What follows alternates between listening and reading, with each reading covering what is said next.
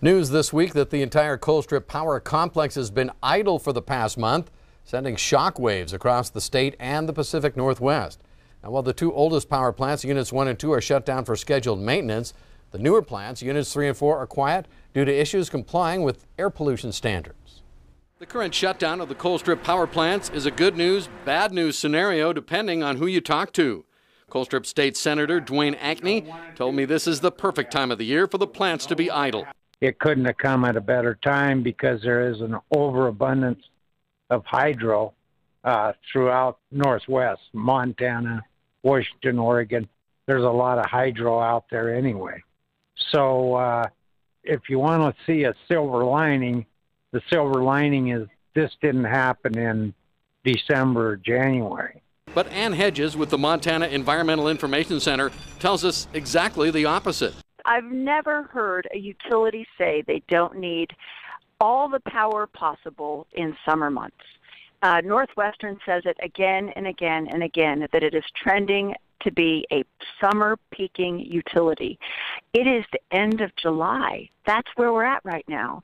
So I think Senator Ankney is wishful thinking. News of air compliance issues with units 3 and 4 first became known July 10th. That's when plant operator TALEN'S notified state officials that the two newer plants had failed particulate matter tests, emitting hazardous air pollutants, or HAPs. Those are pollutants such as lead, cadmium, and chromium, known to cause cancer or other serious health issues.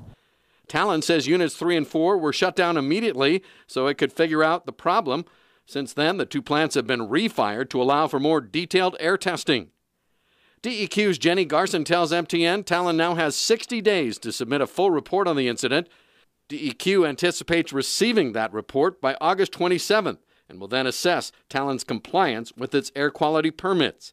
In the meantime, Ann Hedges says the public is left in the dark. DEQ has no paperwork. We don't know what the emissions levels were.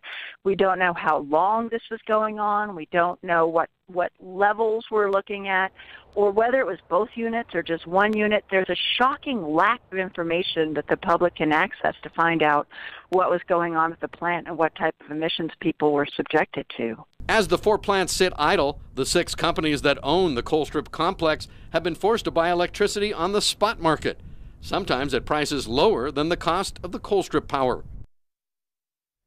And the Colstrip generating station is co-owned by 6 different utilities. That is part of a lawsuit settlement over past air pollution issues. Those 2 older plants are scheduled to be shut down no later than the year 2022. As for how long units 3 and 4 will remain in operation, well, that likely could depend on how expensive it'll be to fix those current air compliance issues.